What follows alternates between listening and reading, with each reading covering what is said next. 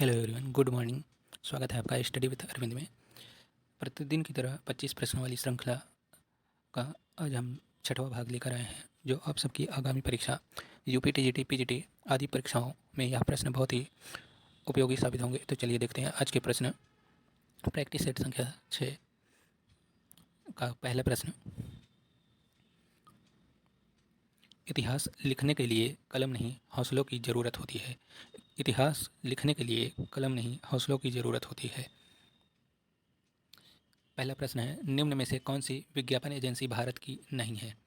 Option A Ogilvy and Mather, B J Walter Thompson, C diffusion, D Y and R, D the Times. तो question number 1 का answer हो जाएगा option B, यानी जे Walter Thompson नामक जो विज्ञापन agency है यह भारत की नहीं है। क्वेश्चन नंबर 1 का आंसर हो जाएगा ऑप्शन बी।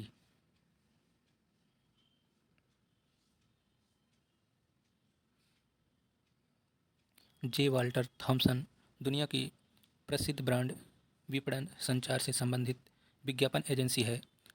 इसकी स्थापना 1864 में की गई थी।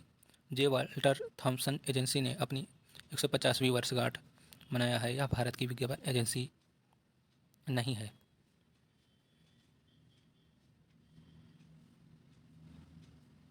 अगला प्रश्न है प्रश्न संख्या 2। गार्डरे टाइप पद्धति किससे जुड़ी है? गार्डरे टाइप पद्धति किससे जुड़ी है? ऑप्शन ए फोटोग्राफी से, बी टाइप प्रिंटिंग से, सी ब्लॉक मेकिंग से, डी ग्राफिटी से। क्वेश्चन नंबर 2 का आंसर हो जाएगा ऑप्शन ए, यानी गार्डरे टाइप पद्धति जो है फोटोग्राफी से संबंधित है। क्वेश्चन नंबर 2 का आंसर हो जाएगा ऑप्शन ए।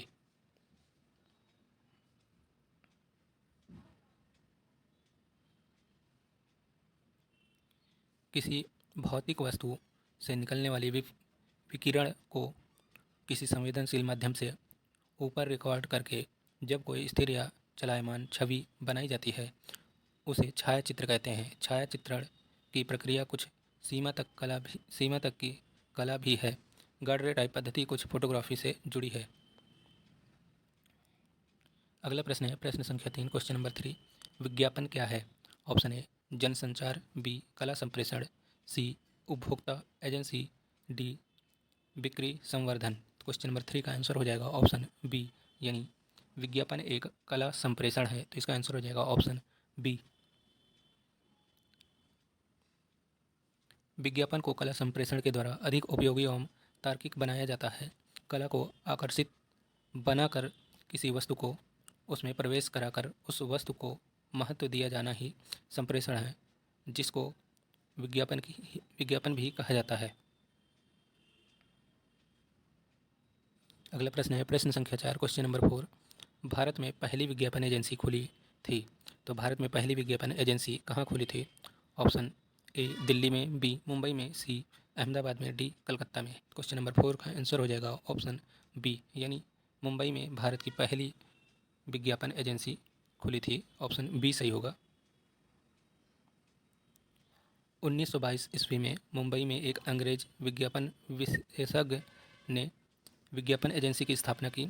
इसके बाद छोटी छोटी विज्ञापन एजेंसियां खुली, लेकिन बड़े पैमाने पर पहली भारतीय एजेंसी 1930 में स्थापित की गई थी। अगला प्रश्न है प्रश्न संख्या 5, क्वेश्चन नंबर 5।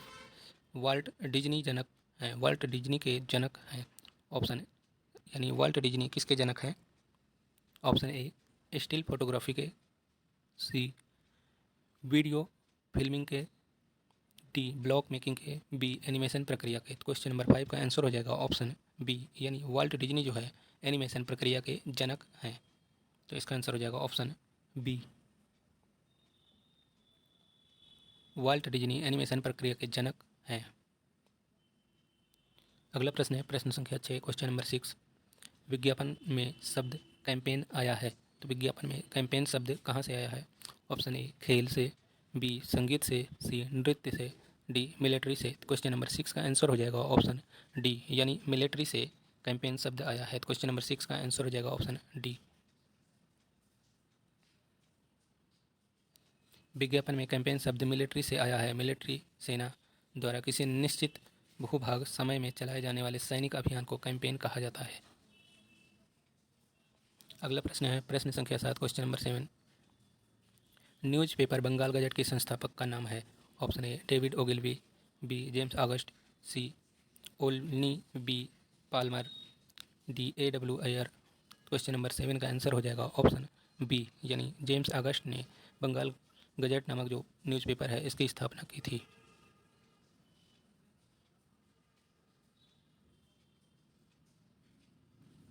भारत में प्रकाशित पहला समाचार पत्र बंगाल गजट था जो वर्ष 1780 में जेम्स ऑगस्ट हिक्की द्वारा कलकत्ता में प्रकाशित किया गया था। अगला प्रश्न है प्रश्न संख्या 8 क्वेश्चन नंबर 8। विज्ञापन के पितामह किसे कहा जाता है? विज्ञापन के पितामह किसे कहा जाता है? Option A Prahlad Kakkar, B David Ogilvy, C Prasoon Joshi, D Alexander Rummel. Question number 8 का आंसर हो जाएगा ऑप्शन बी यानी डेविड ओगिलवी को विज्ञापन का पितामह कहा जाता है, तो इसका आंसर हो जाएगा ऑप्शन बी। विज्ञापन का पितामह डेविड ओगिलवी को कहा जाता है। ध्यातव्य है कि विज्ञापन का आधुनिक पितामह एल्बर्ट डेविस लॉस्कर को कहा जाता है। आधुनिक विज्ञापन का पितामह जो है एल्बर्ट डेविड लॉस्कर को कहा जाता है और विज्ञापन का पितामह डेविड ओगिलवी को कहा जाता है। अगला प्रश्न है प्रश्न संख्या 9 क्वेश्चन नंबर 9।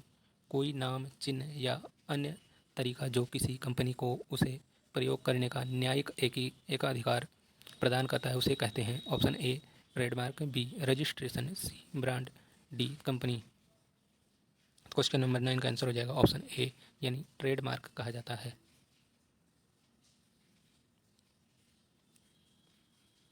किसी भी कंपनी की सामूहिक छवि व्यापारिक चिन्हों से बनती है जिसमें कंपनी का प्रतीक चिन्ह, मोनोग्राम एवं लोगो शामिल होता है, जिसको सरकार के द्वारा प्रमाणित कराया जाता है, जिसे ट्रेडमार्क कहा जाता है। ट्रेडमार्क से वस्तु की उपयोगिता का पता चलता है। अगला प्रश्न है प्रश्न संख्या 10 क्वेश्चन नंबर 10। के बी जैना कौन सी कला विद्या से जुड़े हैं? ऑप्शन ए मूर्तिकला, बी प्रिंट मेकिंग, सी वास्तुकला, डी पॉटरी।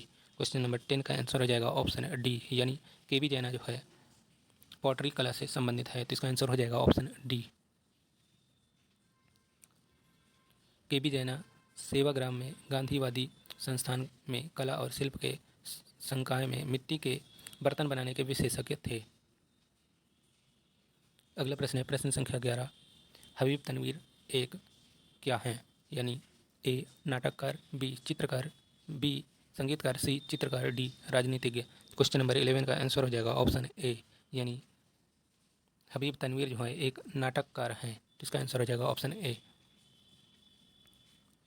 हबीब तनवीर उर्दू व हिंदी के प्रसिद्ध नाटककार थे। इनका जन्म 1923 में हुआ था। अगला प्रश्न है प्रश्न संख्या 12 क्वेश्चन नंबर 12। प्रेमचंद की कहानी पर आधारित शतरंज के खिलाड़ी नामक चलचित्र का निर्देशक कौन था? ऑप्शन ए ऋत्विक घटक, बी ऋषिकेश मुखर्जी, सी सत्यजीत रे, डी ऑप्शन सत्यजीत रे, सी शेखर कपूर। क्वेश्चन नंबर 12 का आंसर हो जाएगा ऑप्शन डी यानी सत्यजीत रे ने प्रेमचंद की कहानी शतरंज के खिलाड़ी नामक जो रचना है इसका चलचित्र बनाया था सत्यजीत रे ने। प्रेमचंद की कहानी पर आधारित शतरंज के खिलाड़ी दी चेस प्लेयर नामक फिल्म का निर्देशन 1977 में सत्यजीत रे ने किया था। अगला प्रश्न है प्रश्न संख्या 13। द इनर आई किससे संबंधित है? ऑप्शन ए सत्यजीत रे से, बी श्याम बेनेगल, सी Mahesh Bhatt, D Raj Kapoor. Question number 13 का आंसर हो जाएगा ऑप्शन ए यानी सत्यजीत रे से संबंधित है। वृत्तचित्र यानी डॉक्यूमेंट्री फिल्म द इनर आई कला फिल्म निर्माता स्वर्गीय सत्यजीत रे से संबंधित है। सन 1957 ईस्वी में विनोद बिहारी मुखर्जी ने नेत्रों की शल्य चिकित्सा हुई, जिसमें विनोद नेत्रों की ज्योति खो बैठे। कला फिल्म निर्माता स्वर्गीय सत्यजीत रे ने विनोद मुखर्जी पर वृत्तचित्र द इनर आई शीर्षक से बनाया। अगला प्रश्न है प्रश्न संख्या 14 क्वेश्चन नंबर 14। पिघली धातु के लिए आधुनिक घड़ियाँ क्रूसिबल किससे बनी होती है? ऑप्शन ए पोर्सलिन, बी लोहा, C graphite, D stoneware. Question number 14 का आंसर हो जाएगा ऑप्शन सी यानी ग्रेफाइट से बनी होती है। पिघली धातु के लिए आधुनिक घड़ियाँ क्रूसिबल ग्रेफाइट की बनी होती है। ग्रेफाइट कार्बन का एक रूप होता है।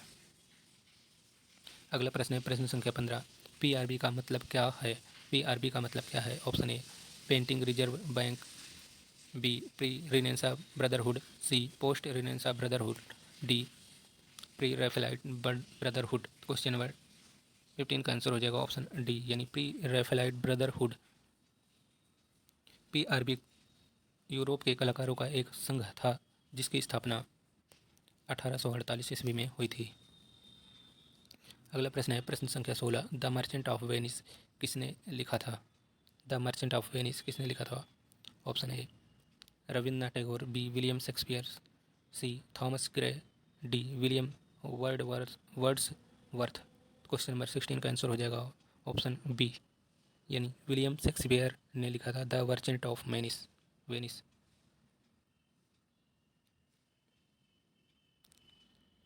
द मर्चेंट ऑफ वेनिस का सौदागर विलियम शेक्सपियर की रचना है। अगला प्रश्न है प्रश्न संख्या 17। सुहाग के नूपुर उपन्यास किसने लिखा है? ऑप्शन ए मुद्रा राक्षस, बी अमृतलाल नागर, सी यशपाल, डी श्रीलाल शुक्ल। यह प्रश्न 2016 टीजीटी जो 9 मार्च 2019 को पेपर हुआ था उसमें पूछा गया था। तो इसका आंसर हो जाएगा ऑप्शन बी यानी अमृतलाल नागर की यह रचना है सुहाग के नूपुर, जो हिंदी साहित्य के बहुत ही प्रसिद्ध लेखक और कवि हैं।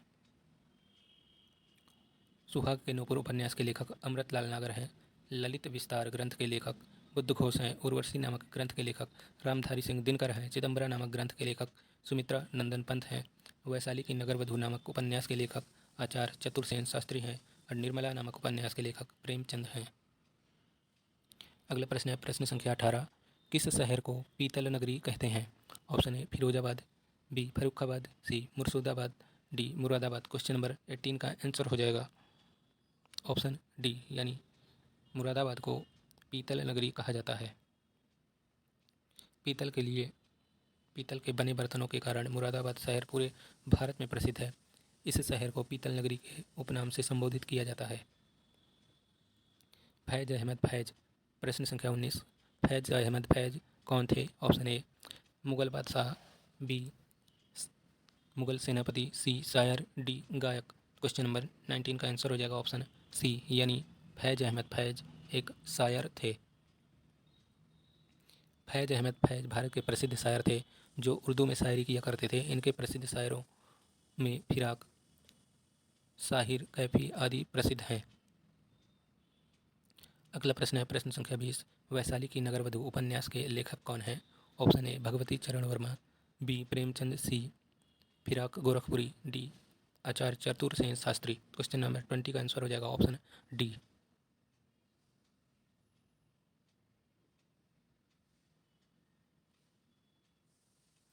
आचार्य चतुर्सेन शास्त्री हिंदी के एक महान उपन्यासकार थे।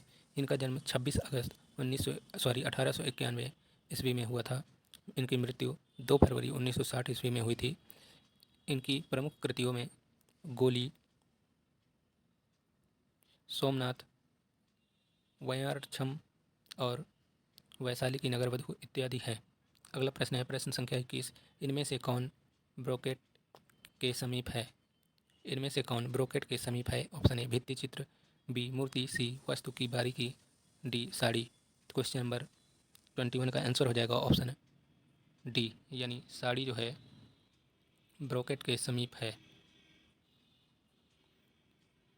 एक रेशम का कपड़ा ताना और बाने के वैकल्पिक परस्पर क्रिया द्वारा बुना जाता है जिसमें एक ब्रोकेट साड़ी पर सोने या चांदी के धागे के एक जोड़ पर कारीगरों द्वारा डिजाइन बनाया जाता है।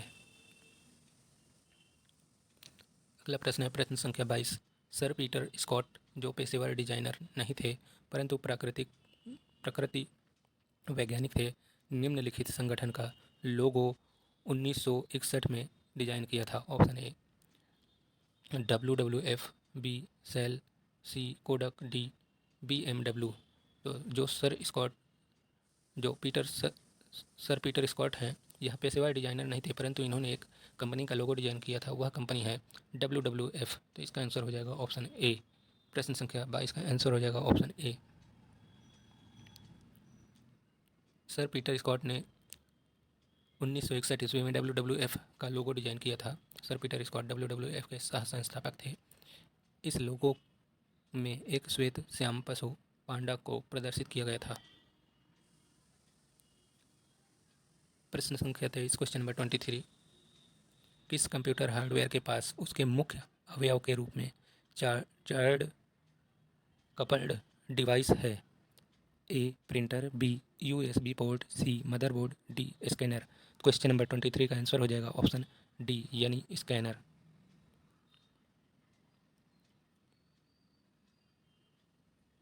स्कैनर नामक कंप्यूटर हार्डवेयर के पास उसके मुख्य अवयव के रूप में चार्ड कपल्ड डिवाइस होता है। अगला प्रश्न है प्रश्न संख्या 24। 4 रंगों की ऑफसेट प्रिंटिंग मशीन का आविष्कार किस देश में हुआ?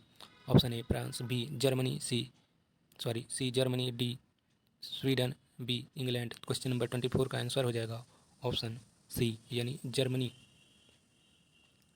जर्मनी में 4 रंगों की ऑफसेट प्रिंटिंग मशीन का आविष्कार हुआ था। 4 रंगों की ऑफसेट प्रिंटिंग मशीन का आविष्कार 1892 ईस्वी में जर्मनी में हुआ था। अगला प्रश्न है और आज की श्रृंखला का आखिरी प्रश्न है, टाइपोग्राफी में सबसे बड़ा पॉइंट साइज क्या होता है? Option A 6 point, B 12 point, C 72 point, D 96 point. Question number 25 का आंसर हो जाएगा ऑप्शन डी यानी 96 पॉइंट जो है टाइपोग्राफी का सबसे बड़ा साइज होता है।